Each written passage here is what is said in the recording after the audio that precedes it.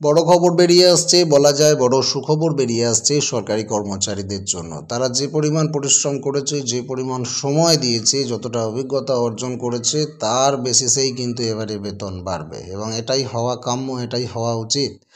আর pay কমিশনের অপেক্ষা নয়, এবার দক্ষতার উপর ভিত্তি করে বাড়বে বেতন, কিংবা মুদ্রাস্ফীতির সূচকের উপর নির্ভর করবে বেতনের হ্রাস বৃদ্ধি। সূত্রের খবর, সেই লক্ষ্যেই ধীরে ধীরে এগোচ্ছে নরেন্দ্র মোদীর সরকার। যদিও এই ইস্যুতে সরকারিভাবে এখনও কোনো রকম ঘোষণা করেনি কেন্দ্রীয় অর্থমন্ত্রক। গত কয়েক মাস ধরেই অষ্টম বেতন কমিশনের দাবিতে সরব রয়েছেন কেন্দ্রীয় সরকারি কর্মীরা। এই নিয়ে সংসদের উচ্চ কক্ষ রাজ্যসভায় প্রশ্নের মুখে পড়েন কেন্দ্রীয় অর্থ প্রতিমন্ত্রী পঙ্কজ চৌধুরী। জবাবে তিনি বলেন, এখনই বেতন কমিশন তৈরির কোনো পরিকল্পনা করছে না সরকার। এরপরেই কর্মচারীদের দক্ষতা বা মুদ্রাস্ফীতির সূচকের উপর নির্ভর করে বেতন বৃদ্ধির জল্পনা শুরু হয়ে যায়। সূত্রের খবর, এই ইস্যুতে প্রকাশ্যে না হলেও আড়ালে মুখ খুলেছেন কেন্দ্রীয় সরকারের উচ্চপদস্থ অফিসাররা। কিভাবে বেতন কমিশনকে তুলে দিয়ে কর্মচারীদের স্বার্থ রক্ষা করা যায় সেদিকে নজর দেওয়া হচ্ছে বলে তারা জানিয়েছেন। যদিও নতুন পদ্ধতি বেতন কমিশনের আদৌ পরিপূরক হতে পারবে কিনা তা নিয়ে আর্থিক বিশ্লেষকদের মনে যথেষ্ট সন্দেহ রয়েছে।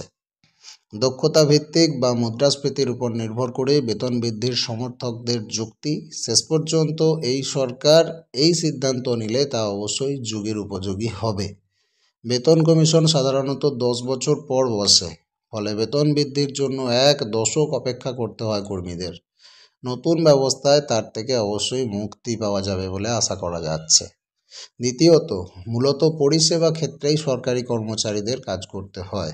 তাদের যোগ্যতা এবং দক্ষতা নিয়ে অনেক সময়ই আমজনতার অভিযোগ থাকে। ফাইলের ফাঁসে আটকে যাওয়ায় সরকারি সুযোগ সুবিধা থেকে বঞ্চিত হওয়ার অভিযোগ রয়েছে ভুরি ভুরি। বেতন বৃদ্ধির নতুন ব্যবস্থায় এই সমস্যার সমাধান হয়ে যাবে, কারণ এক্ষেত্রে দক্ষতা প্রমাণের নেশায় সরকারি কর্মচারীরা নিজেদের সেরাটা দেওয়ার চেষ্টা করবেন, যাতে করে আখেরে পাবলিকেরই লাভ হবে।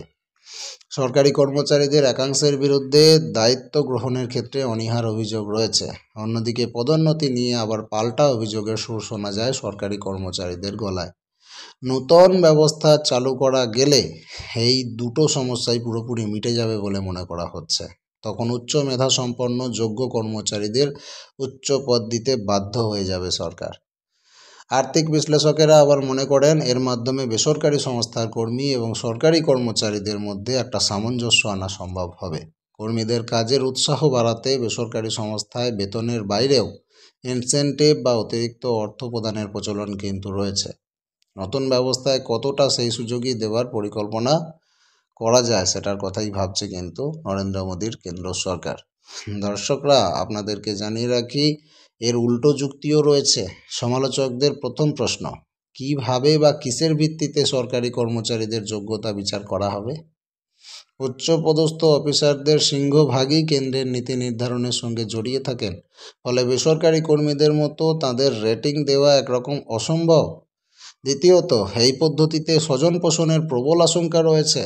দক্ষতার রিপোর্ট পেশের ক্ষেত্রে নিচু তলার সরকারি কর্মচারীদের থেকে অন্যায্য সুযোগ সুবিধা আদায় করার সুবিধা পেয়ে যাবেন পদস্থ অফিসার শ্রেণী, আর তাদের খুশি করতে গিয়ে নিয়ম নীতি ভাঙার রাস্তায় হাঁটবেন নিচু তলার কর্মীরা। ফলে সরকারি দপ্তরে লাগামহীন হতে পারে দুর্নীতি। এইগুলোর ভয় কিন্তু থেকে যাচ্ছে। যেমন সুখবর তেমনই খারাপ খবর এর মধ্যে লুকিয়ে রয়েছে। ভারতে সরকারি চাকরিকে সুরক্ষিত কর্মসংস্থান হিসেবে ধরে নেওয়া হয়। দক্ষতা ভিত্তিক বেতন বৃদ্ধির নিয়ম চালু হলে বদলে যাবে সেই সংজ্ঞা। ফলে সরকারি চাকরির প্রতি আগ্রহ কমে যাবে যুব সমাজের। এতে দীর্ঘমেয়াদে সমস্যায় পড়ার আশঙ্কাও রয়েছে। তখন মধ্যমানের অফিসারদের উপর নির্ভর করে প্রশাসন চালাতে হবে পুরো সরকারকে। সরকারি চাকরিতে পদোন্নতির ক্ষেত্রে তপশিলি জাতি এবং উপজাতিভুক্তরা কিছুটা ছাড় পেয়ে যাবেন। নতুন নিয়ম চালু করতে হলে সংসদে পাস করতে হবে নতুন আইন। নরেন্দ্র মোদী সরকারের পক্ষে সেটাও কিন্তু মোটেও সহজ কাজ নয়। এছাড়া এই পদ্ধতিতে সকলে ব্যক্তিগত সাফল্যের দিকে নজর দিলে সমষ্টিগতভাবে ভালো কাজ করা বেশ মুশকিল হয়ে পড়বে। আর সরকারি অফিসে যদি সমষ্টিগতভাবে কাজ না হয় তাহলে কাজের ক্ষতিই হবে। এতে আমজনতার পরিষেবা পেতে সুবিধার থেকে অসুবিধা বেশি হবে বলেই মনে করছেন বিশ্লেষকদের একাংশ। তারপরে বলি আপনাদেরকে যে বর্তমান নিয়মে কেন্দ্রীয় সরকারি কর্মচারীরা বছরে দুবার মহার্ঘ ভাতা বা ডিএ পেয়ে থাকেন। দক্ষতার উপর নির্ভর করে বেতন ঠিক হলে এই সুবিধা তারা পাবেন কিনা সেটা স্পষ্ট নয়। পাশাপাশি মুদ্রাস্ফীতির হার নিম্নমুখী হলে বেতন বা ডিএ কিভাবে বাড়বে সেটা নিয়েও কিন্তু প্রশ্ন থেকে যাচ্ছে। 2016 সালে সপ্তম বেতন কমিশন কার্যকর করেছিল কেন্দ্র, ফলে সরকারের বার্ষিক খরচ 1 লক্ষ কোটি টাকা বেড়ে গিয়েছিল। দক্ষতার বা মুদ্রাস্ফীতির হারের উপর নির্ভর করে বেতন ঠিক করলে এই বিপুল ব্যয়ভারের বোঝা কিছুটা কমবে বলেই মনে করা হচ্ছে। সপ্তম পে কমিশনের সুপারিশ অনুযায়ী কেন্দ্রীয় সরকারি কর্মচারীদের ন্যূনতম বেতন 7,000 থেকে বেড়ে 18,000 হয়ে দাঁড়িয়েছে। উচ্চপদস্থ আধিকারিকদের ক্ষেত্রে এই অঙ্ক মাসে 2.5 লক্ষ টাকা। শেষ পর্যন্ত অষ্টম বেতন কমিশন বসলে তার সুবিধা 2026 সাল থেকে পাবেন কেন্দ্রীয় সরকারি কর্মীরা। সূত্রের খবর, অষ্টম বেতন কমিশন বসলে তাতে ন্যূনতম বেতন 18,000 থেকে বাড়িয়ে 26 থেকে 30,000 টাকায় নিয়ে যাওয়ার সুপারিশ করা হবে। যে বিষয়গুলোর ওপর কর্মচারীদের মূল বেতন নির্ধারিত হয়, অর্থনীতির পরিভাষায় তাকে বলে ফিটমেন্ট ফ্যাক্টর। বর্তমানে এটা 2.57, একে বাড়িয়ে 3.5 বা 3.8 করার দাবি উঠবে বলে জানা গেছে। এছাড়া অষ্টম বেতন কমিশনে বাড়ি ভাড়া ভাতা মানে হাউস রেন্ট অ্যালাউন্স, যাকে আমরা HRA বলি, এবং যাতায়াত ভাড়া অর্থাৎ ট্রাভেল অ্যালাউন্স বা টিএ, এইগুলো বাড়িয়ে দেওয়ার সুপারিশের সম্ভাবনা রয়েছে। বিশেষজ্ঞদের যুক্তি, ফের পে কমিশন বসলে কেন্দ্রের রাজস্ব ঘাটতি কয়েক গুণ বৃদ্ধি পাবে। বেসরকারি এবং সরকারি কর্মচারীদের মধ্যে বেতনের পার্থক্য আকাশ পাতালের সমান হয়ে দাঁড়াবে। এতে ঘরোয়া অর্থনৈতিক ক্ষতিগ্রস্ত হওয়ার একটা প্রবল আশঙ্কা রয়েছে। অষ্টম বেতন কমিশন রাজ্য সরকারগুলিকেও বিপাকে ফেলতে পারে, কারণ সাধারণভাবে কেন্দ্রের সঙ্গে সামঞ্জস্য রেখে কর্মচারীদের বেতন দেওয়ার চেষ্টা করে রাজ্যগুলো, কিন্তু রাজ্য সরকারের হাতে কেন্দ্রের মতো বিপুল আয়ের সুযোগ নেই, ফলে রাজ্যগুলোর রাজস্বের উপর চাপ বাড়বে বলেই মনে করা হচ্ছে।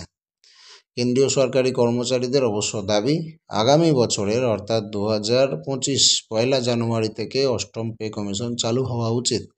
দ্রুত ওই কমিশন বসাতে মোদী সরকারকে অনুরোধ করেছে all India state government employees federation নামের কর্মচারী সংগঠন।